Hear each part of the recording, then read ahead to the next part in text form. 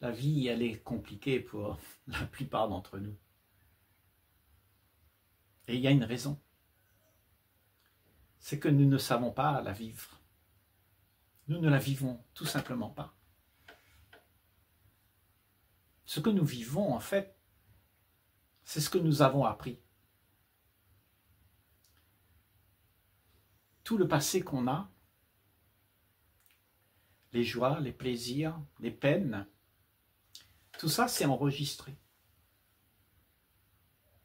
À chaque fois que tu vis quelque chose, l'expérience que tu as, tu l'enregistres. Et cette expérience devient en fait la référence que tu as. Tu as appris, tu as emmagasiné cette expérience.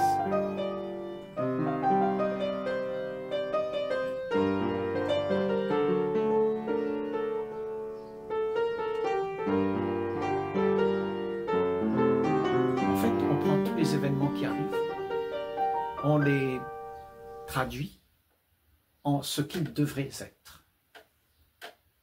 Et nous passons toute notre vie à faire exister ce qui devrait y avoir. Donc, la vie est un immense combat pour faire exister ce qui devrait y avoir. Et ce qui devrait y avoir, c'est tout ce que tu as appris. Donc, tu ne vis pas la vie. Tu vis avec ce que le passé fut. Et le passé te dicte ce que la vie devrait être. Parce que le nouveau, l'événement qui arrive comme ça, ben en fait, c'est trop neuf. Il faut que tu puisses avoir le temps de l'arranger, de le contrôler, pour pouvoir le mettre au goût de tout ce qui est su. C'est pour ça que la plupart d'entre nous, on passe notre temps à contrôler ce qui n'est pas agréable, ce qui n'est pas au goût de ce que j'ai conclu. La conclusion vient de ce que tu as amassé. N'oublions pas que tout ce que nous avons vécu, on le garde, on en fait une conclusion, et cette conclusion devient ce que tu es en certitude. Tu te donnes, tu prônes être cette conclusion. Tu dis ça, c'est comme ça que je vois les choses. Ça, c'est mon idée, c'est ma croyance. Et tu insistes pour que cette vision de la vie que tu as puisse être chuchotée par les autres. Parce que si personne ne t'écoute, alors tu es dans le désarroi. C'est pour ça qu'il y a beaucoup de batailles dans le monde. Et tout le monde impose sa position, son point de vue.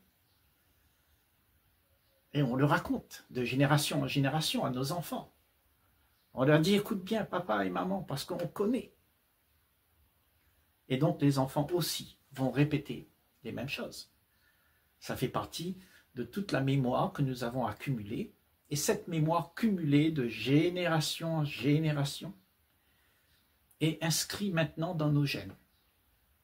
Nous n'avons pas seulement la mémoire des expériences vécues d'instant en instant, mais nous avons la mémoire de toute l'humanité en nous. Tes traditions, tout ce que tu connais de ta religion, ton peuple, ta vie, cette culture que tu as maintenant héritée, c'est inscrit dans les gènes de celui qui arrive à chaque instant. Il est imprégné de toute la mémoire de ce que le passé propose. Et là, la vie devient très compliquée. Parce que tu ne sais pas vraiment qui tu es. Puisque ce que tu es, c'est juste des mémoires qui se répètent. Tu t'es conditionné, tu t'es donné la conclusion à savoir que ce que tu es, c'est ce que tu as décrété. Tu es français, tu es chinois, tu es un homme, une femme. Et cette conclusion fait que tu traverses l'existence à te faire croire que tu es ce qu'on a dicté comment tu dois être. Américain, une femme, un homme. Mais en réalité, cette mémoire n'est pas ce que tu es. Tout ce que tu peux savoir de ton vécu, tout ce que tu as pu apprendre, toute l'information que tu as, de toute l'histoire de la race humaine, ce ne sont que des informations de ce qui s'est passé. Mais qui es-tu, toi?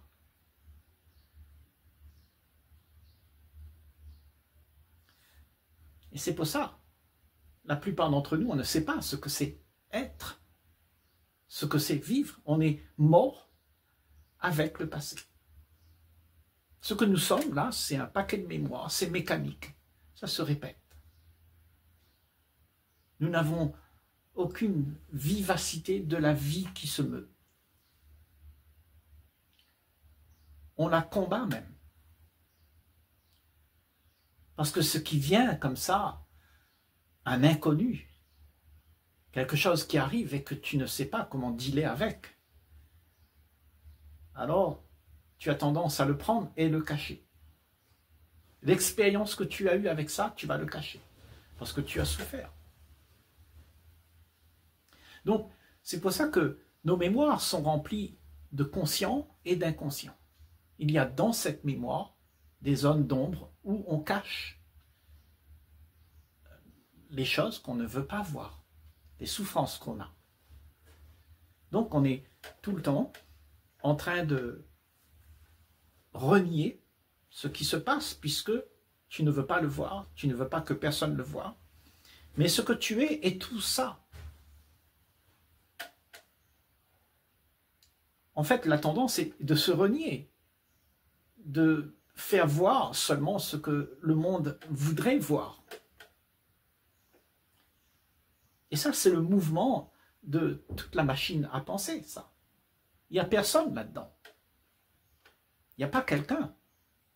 C'est un mouvement de la pensée à laquelle tu t'es identifié. Et tu dis, ça, c'est moi.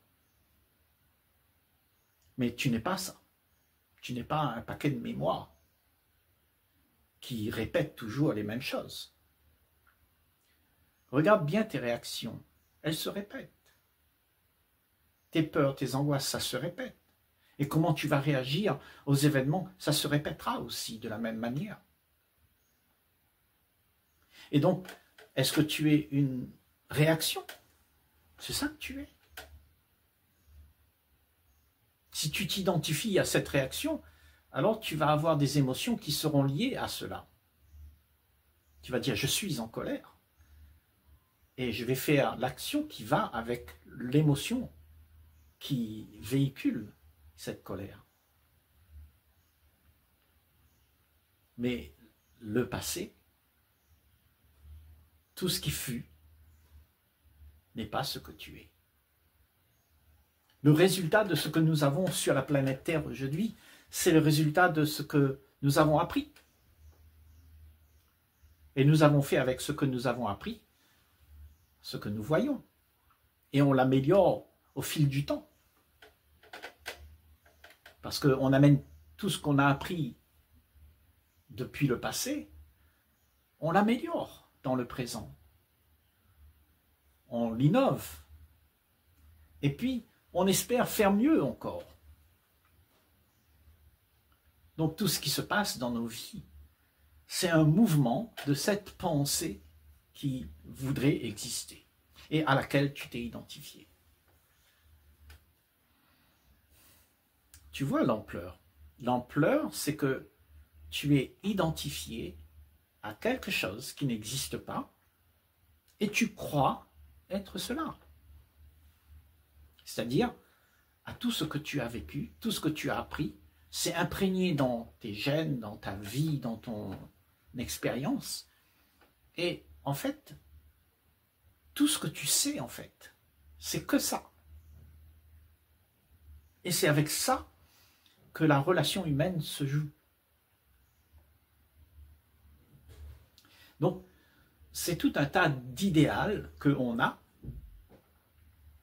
et qui fait la guerre à l'idéal de l'autre côté. Parce que l'idéal d'une pensée sera toujours mieux que celle d'avant ou d'après. Donc on est tous dans cette pensée-là, on est tous sur quelque chose qu'on a acquis. Et on pense que ça, c'est quelque chose de très important. Et on légifère la vie qui doit y avoir avec cette pensée qu'on a gardée, cette conclusion. Et c'est ça qu'on est. C'est ça que tu t'es identifié avec. Mais il n'y a rien là. Il n'y a que du passé. Quelque chose de vide. Qui fait que tu n'es jamais en contact avec ce qui est vraiment vivant. La vie elle-même, tu ne la connais pas. Tu ne l'as jamais laissée te pénétrer.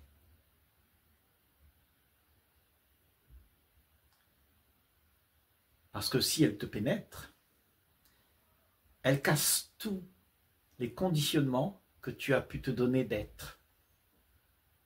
Si tu laisses la vie être, elle casse tout ça. Toutes ces images, ces histoires qu'on s'est racontées, être. Parce que tout ça, ça n'existe pas.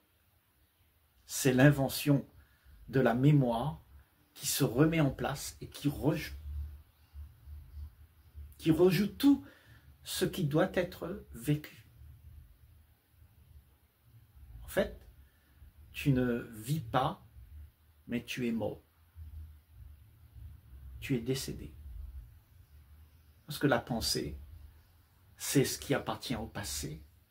Et le passé, là, maintenant, tout de suite, c'est mort.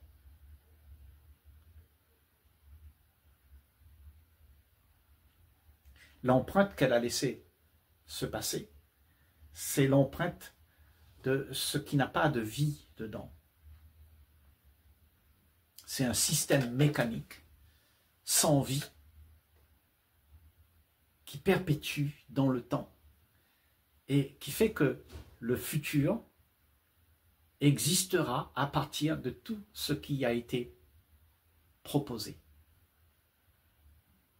Nous sommes le passé, nous venons dans le présent et nous serons aussi le futur de demain.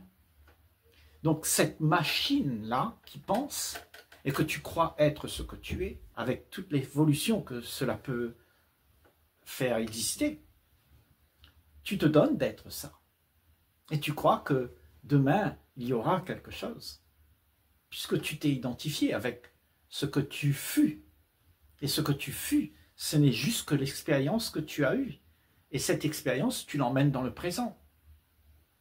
Et quand il y a la vie qui se présente, alors tu trouves le moyen de faire exister ce que tu sais. Et tu transformes ce qui arrive en ce que tu peux comprendre, ce qui est admissible, ce qui est agréable, et qui peut faire exister encore ce que tu fus. Autrement, si tu laisses la vie, ce que tu te donnes d'être meurt. C'est cette existence factice que tu te donnes d'avoir meurt. Parce qu'elle n'existe pas vraiment. Mais en fait, comme tu crois que tu es ça, alors ça doit mourir. Cette croyance doit mourir. Il n'y a rien qui meurt, mais cette croyance que tu as doit mourir. La croyance d'être tout ce que tu as été et que tu aimerais être encore. Parce que là-dedans, il n'y a pas le souffle de la vie. Il y a juste une mécanisation de ce que la vie est. Tu perpétues le passé dans le présent et tu l'envoies dans le futur. Et tout ça, ça fait ce que nous avons, nos sociétés, une réalité que nous avons fabriquée à partir de nos mémoires. Nous avons réagi nous avons voulu faire en sorte que les choses puissent se perpétuer. Alors nous avons inventé toutes sortes de choses pour faire en sorte que ce que nous sommes hier continue à être ce que nous sommes aujourd'hui. Et ce que nous sommes, ce sont juste des identifications à ce passé. Mais qui es-tu alors? Qui es-tu?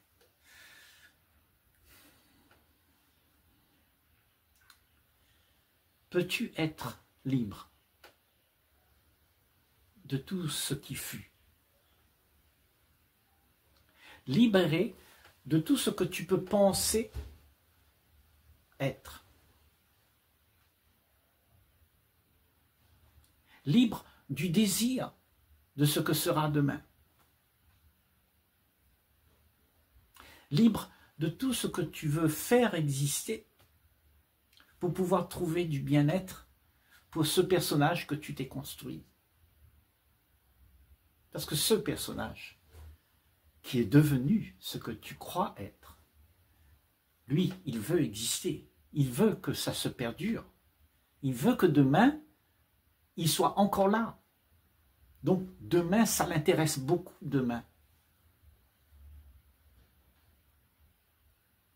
Alors que sans le passé, sans le futur, sans le présent, qu'est-ce qu'il y a? Il y a la vie. La vie, elle réside dans ce qui est là maintenant. Pas dans ce qui fut, dans ce qui devrait y avoir et dans ce qui sera. La vie, elle est là. Tout se fait là.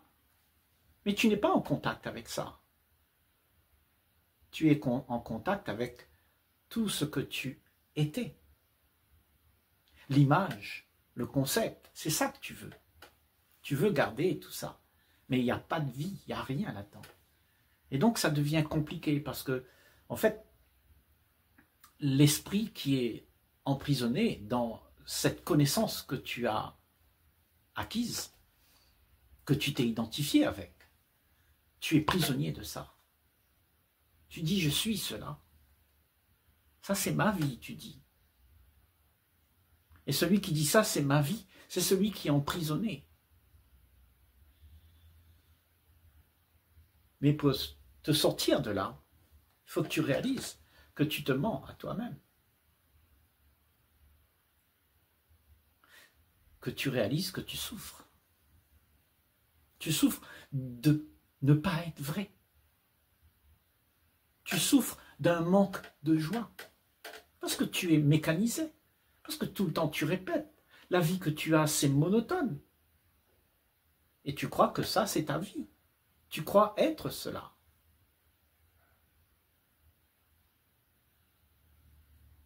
Mais tout ça, c'est un leurre. Ça ne peut pas exister. Parce que c'est une construction, c'est un château de cartes qu'on s'est fabriqué pour être. Nous sommes un château de cartes qui dégringole tout le temps au moindre petit vent de vérité. Il est important de se voir tel qu'on est, sans imaginer ce que l'on aimerait être. Parce que la pensée, c'est ce qu'elle fait. À partir du moment où il y a une pensée, il y a une imagination de ce qui devrait y avoir. Et comme tu es identifié à la pensée, alors tu crois que tu vas évoluer dans ce que tu aimerais être. Donc tu es tout le temps en train de chercher à faire quelque chose de mieux de ce que tu es devenu. Cette image que tu t'es donné d'être, tu veux que ce soit amélioré tout le temps. Et là, il te faut le temps. Et dans ce temps, tous les déboires arrivent. Parce que cette vie de temps dans laquelle on est, eh bien, il y a beaucoup de frustration, parce qu'il y a beaucoup d'attentes, il y a beaucoup de buts à atteindre. Et tout le temps, c'est quelque chose qui n'a pas de fin, et ça doit toujours être répété de la même manière. D'où la monotonie que l'on vit. Et c'est à ce moment-là, quand tu vis cette monotonie, si tu peux rester avec ça, si tu peux voir ça, cette douleur que tu as de ne pas exister, cette douleur que tu as de croire que ce que tu es là doit continuer tout le temps, et tu es tout le temps dans l'activité de faire valoir cela. Et ça te fatigue l'esprit. Parce que ce que tu dois être n'existe pas. Donc l'esprit est tout le temps en alerte pour pouvoir trouver quelque chose de nouveau pour faire montrer. Donc il se donne de la valeur. Et cette valeur, on le trouve dans tout ce qui se réitère. Depuis toute la mémoire qu'on a concoctée, on a mis dedans. Il y a un phénomène qui se rejoue.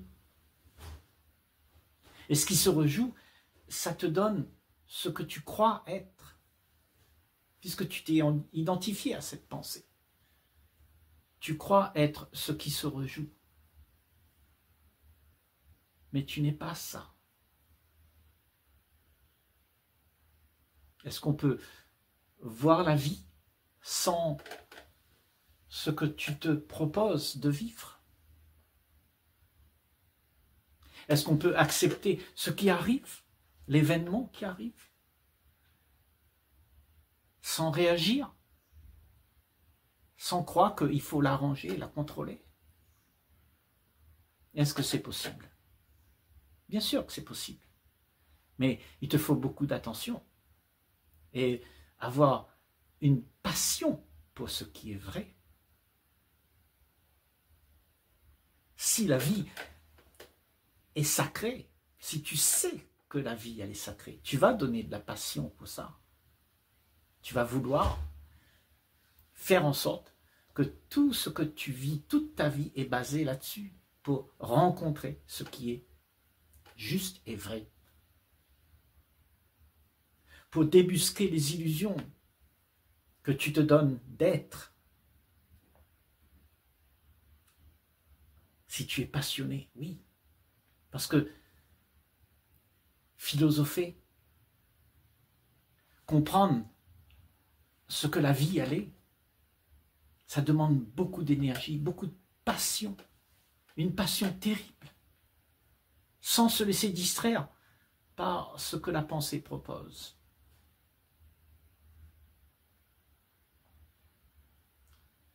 Et là est tout l'enjeu. L'enjeu, c'est que si tu vois qu'il y a quelque chose de sacré,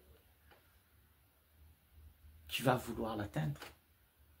Tu vas vouloir toucher à ça. Et pour toucher à ça, il y a quelque chose qui doit mourir. Et c'est l'entité que tu t'es fabriquée. Parce que lui, il habite le temps. Et il croit qu'il y a un but. Il croit qu'il peut atteindre le nirvana. Il veut être sublimé. Et il croit qu'il pourra être sublimé. Mais ce que tu appelles moi, ce n'est qu'un paquet de mémoire. Ça ne peut pas évoluer dans le sublime. Ça ne peut que être la machine qui t'empêchera d'être ce sublime que tu es.